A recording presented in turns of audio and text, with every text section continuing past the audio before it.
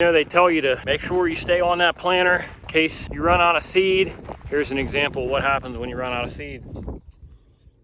No good. No bueno.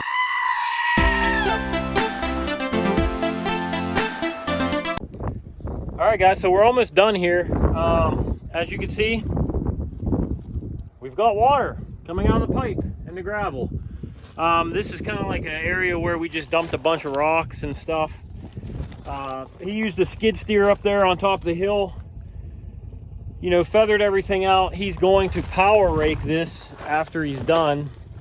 But one thing that we ran across, there's another wet spot. So we pushed a pile. I don't know if you guys can see that or not. Yeah, you can kind of see it. So we pushed a pile and moved some of this stuff and exposed another spring here. So hopefully what we'll do is we'll find where that water's coming from somewhere up in here, dig over and try to tie back into this area over here and get all the water going the way we need to go. So up top, where the fence is for the pasture field, we actually daylighted the gravel up there to allow water to find its way in. Put gravel in the bottom and put the perf pipe down on top, put a little bit of gravel on top of that, and then backfilled everything. So yeah, we're almost done here. Another thing we had Chris work on was cleaning up a fence row. So this fence row here to the trees, it was pretty bad. A lot of trees in there, a lot of, you know, shrubs and what have you. So figured while he was here working on the water line for my brother-in-law, which is right here, he could go ahead and clean that up a little bit. We pushed that over there. We're gonna have a nice little bonfire this summer, get that all cleaned up and out of here. And yeah, so it'll be nice to put T-posts in the ground on such beautiful rocky ground. It's gonna be amazing. And then the last project that we're gonna have Chris work on while he's here and the equipment's here is where my water line is. You'll see in these videos here. Nisiana said she wanted to come.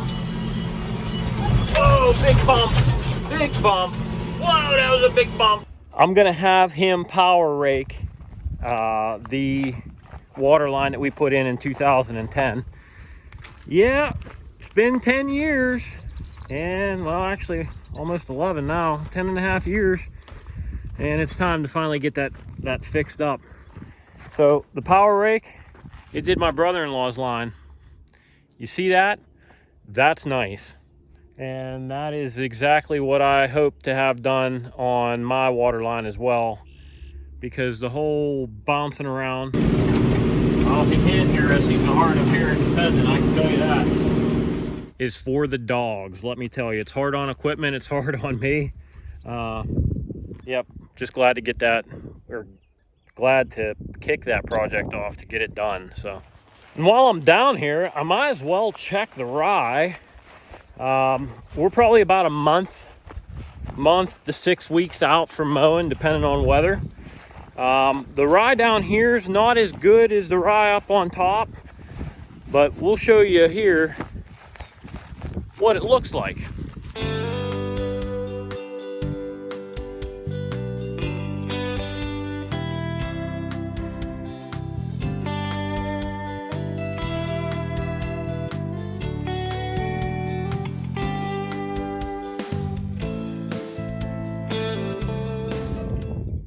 So I missed some spots. Shoot me. That's the fun part of not having GPS equipment that puts your row spacing exactly where you need to do it. You actually need to pay attention when you're driving and not shoot farmstead videos. Millennials can't do anything without their phones. Come on.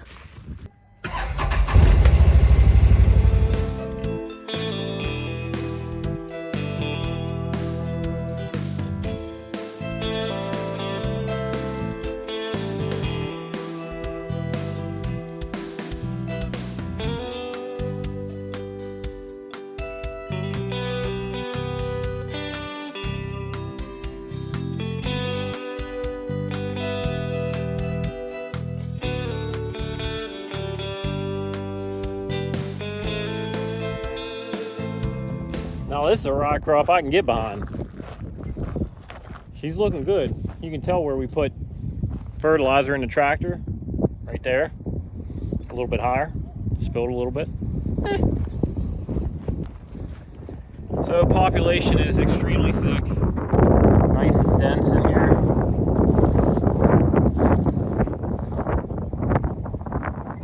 Yes, I know I miss spots,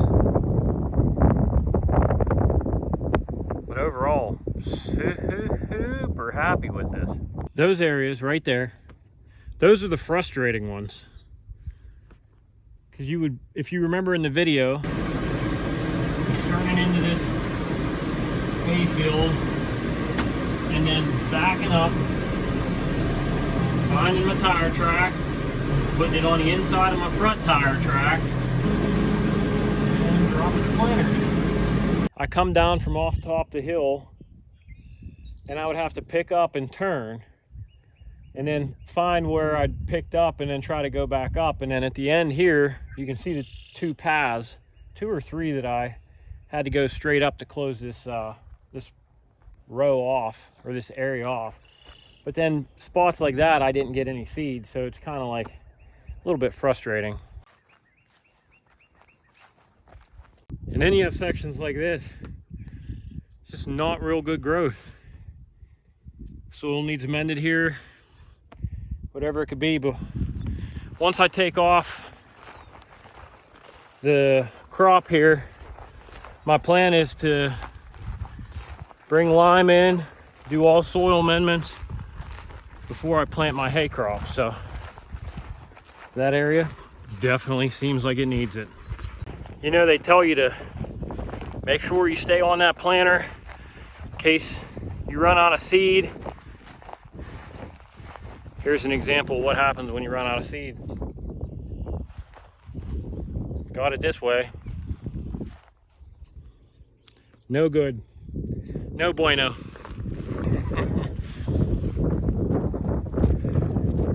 That plant job's pretty funny.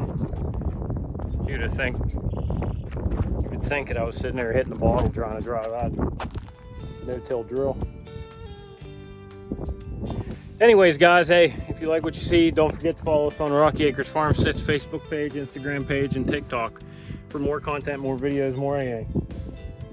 I guess my ending slogan is going to be, pull your head out of your ass. Look at that planting job.